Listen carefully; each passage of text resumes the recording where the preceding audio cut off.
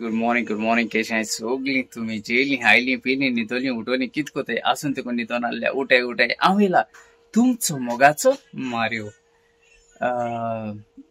आज ऑर्डर कोतालो इथे ऑर्डर जाली ना कोथिंग आहा ओके आज बगर हाय आजी मातशें बिजी आहा डे दीस बिजी मातशें आनी आज बगर केले आमगेले बीफ बगर चोया दाखयता ये हाय बीफ बगर आमगेले ओके दिसती पडे तुमकां ओके सो हे बीफ बगर आमगेले सो आमगेले कितें जाता टोमॅटो घायला कॅप्सिकम घायला प्लस हे घायला हा टोमॅटो केचप आनी तुगेले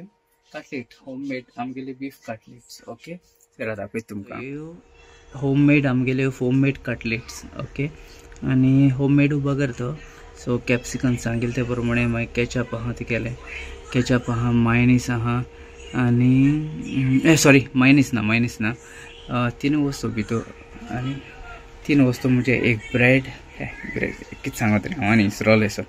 okay bread cutlet capsicum tomato ketchup जालें आनी मागीर पॅक करपाचें ओके सो आमगेली आज एक ही ऑर्डर तेजे बरोबर चीज बॉलूय आहा चीज बॉल दाखयत तुमकां मागीर आतां चीज बॉल